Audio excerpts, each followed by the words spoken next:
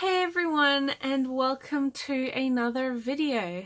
This video is going to be all of my favorite debuts for manga this year, and there's quite a few. Plenty of series came out this year, started this year, and so many really surprised me or didn't surprise me in how good they were. Of course, this isn't a complete list of everything that debuted. I haven't read everything. This is a personal list, and so thus it will just reflect my personal favorites. But I hope you guys enjoy, and it's, yeah, I'll get straight to it. First of all is Haruko Ichikawa's Land of the Lustrous, a series currently being released by Kodansha. Now this series, I wasn't really aware of it. I had heard of it in passing, but it wasn't really on my radar of something to pick up. But I did want to try it, and it really surprised me in how engaged I was with the story. It's really one that is a lot more than it maybe seems from the premise. It's gorgeously done. The writing is amazing. The artwork is beautifully stylish. And yeah, now having read this, it's definitely one of my biggest surprises from the year. I'm so glad Kodansha is releasing it in English. Next is a series more people are probably reading and aware of, and that is Golden Kamui by Satoru Noda, released in English by Viz Media. This is a wonderful seinen that really mixes its historical setting and its humor and its action very well. This is one I was more aware of, although I wasn't actively seeking it out. Again, one I just tried because I'd heard really good things about it, and I was not disappointed. The third volume has just come out in English, so I'm looking forward to reading that, and it's a very solid new series for this year, and you should definitely try it if you haven't already. The next series was a complete sleeper hit for me this year, and that is Delicious in Dungeon by Ryoko Kui, a very funny comedic food manga that uses its setting pretty spot on. If you're a fan of series like What Did You Eat Yesterday, or anything that Fumi Yoshinaga has written, where it is more so recipe as well as just typical manga, you will probably enjoy this. If you're a foodie, you will enjoy it. It's just really well done. All of the characters are very likable, and the comedy is very lighthearted and good-natured.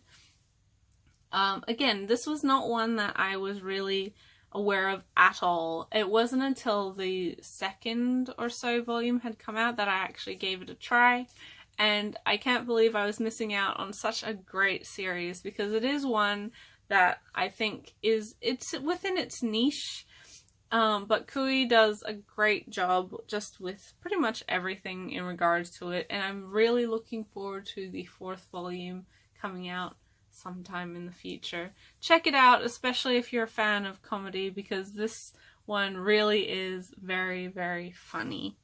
Next is a series that I was highly anticipating for this year, and it did not disappoint, and that is Descending Stories by Haruko Kumota, or Shougenroku Rakugo Shinju, whichever you want to call it. It is a marvelous series. Definitely one of the strongest josei currently being released. So I encourage you to try it if you have not yet. It is just beautiful. I was a big fan of the anime adaptation, which introduced me to this series, and the manga is just as great. Kumota has just done a wonderful job. It's only 10 volumes in length. We already have 4 volumes out currently, so it is a very fast release schedule. And yeah, I cannot wait to have the entirety of this series in my collection. And thank you so much, Kodansha, for actually releasing it, because it's not one that is necessarily within the popular sphere of manga. Next we have an exciting new debut from the author of A Silent Voice, and that is To Your Eternity by Yoshitoki Oima. This volume just came out, I think, last month, and it's a very different series from A Silent Voice, but you can see somewhat familiar themes between the two series. This is a fantasy sort of historical series. It's very, very beautiful. Oima's artwork is gorgeous. It is also very bittersweet and almost a little bit existential, which is not, that's pretty close. The bittersweetness is very, very familiar if you are familiar with her other works. This was great. Kodansha has been releasing some wonderful series this year, and To Your Eternity was definitely not a disappointment. It's one that I'm looking forward to seeing how it develops and what Oima will do with her characters. Next is another highly anticipated release for me personally, and that was Yen Press's Akka 13 by Natsume Ono.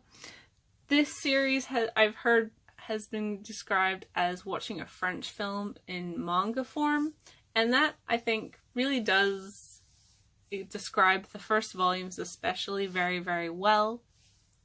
It's probably one of Natsume Ono's strongest works. I find that her series that have a few volumes to develop are always stronger than her single volume series, and I don't necessarily think it's as strong as House of Five Leaves, but it's still got everything that makes a good Ono series.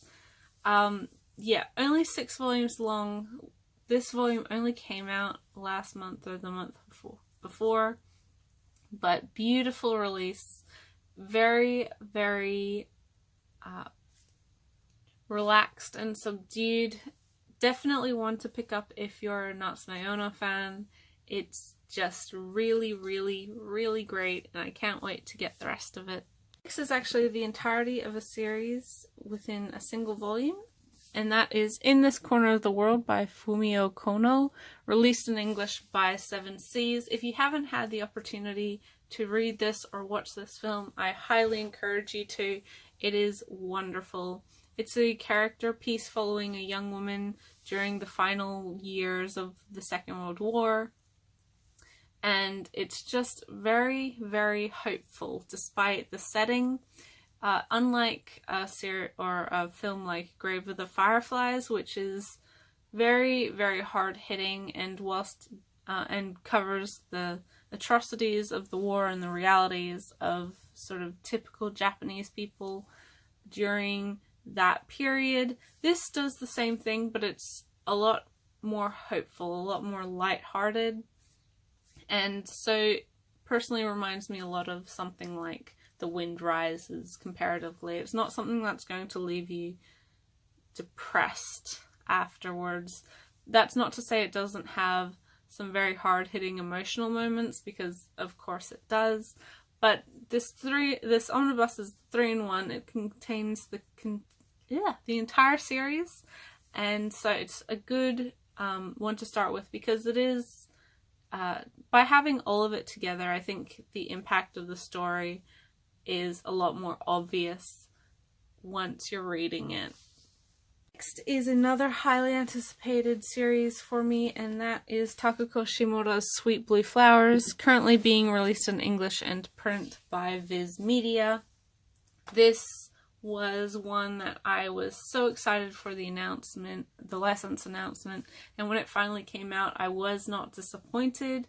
I'm a huge Shimura fan, and it's so nice to have another one of her titles being released, in print especially. It's just really, really well done. This series has had a digital release before. I don't remember whether or not it was in its entirety, but now you have the opportunity to actually buy the books, and Viz has done a beautiful job with these releases. Highly, highly, highly recommended, especially for Yuri fans or Shimura fans. And yes, I just can't wait for the other 3 omnibuses. I'm a very, very happy individual. Next is 7C's breakout hit, My Lesbian Experience with Loneliness by Nageta Kabi. Now this series is just a single volume. It's the entirety just with this book, and it is very, very well regarded for very good reasons. It's incredibly humanly emotional. It's very relatable for a lot of people, and it explores a lot of topics that aren't necessarily easy to face or discuss, and handles them pretty marvelously. I'm really looking forward to the follow-up, My Solo Exchange Diary, but this single volume can be read just by itself, and you get everything within it. There's no easy answers or solution with this book, and thus it's really one that I think appeals to a lot of people who are within that same mind frame. It's very, very empathetic and supportive of the main character, and I am sure that a lot of readers can relate pretty directly to the experiences within this volume. So I'm so glad that 7C's decided to release it, and I'm so glad that it seemed to do so well for them. Next is another highly anticipated release for myself, and I'm sure for many others, and that is 7C's release of Kase-san and. This is Kase-san and Morning Glories, the first volume. Each volume has the different and something else, apron, shortcake, whatever else. Probably my favorite Yuri series being released, or typical Yuri series being released. Definitely one to pick up for Yuri fans, or even if you're not a Yuri fan, it's a very good intro. It balances sort of the sweet, light-hearted side and the realities of physical attraction very, very well. It doesn't sort of go too far in one direction whilst forgetting the other, and thus I think it's a lot better overall. It has a unique balance to it that not all Yuri can claim to have. Because of that, Hiromi Takashima has done a great job with both of her characters, and you can really see the development of the relationship over the several volumes. I would definitely encourage you to try this, especially if you're wanting to start a Yuri series and you don't know where to start.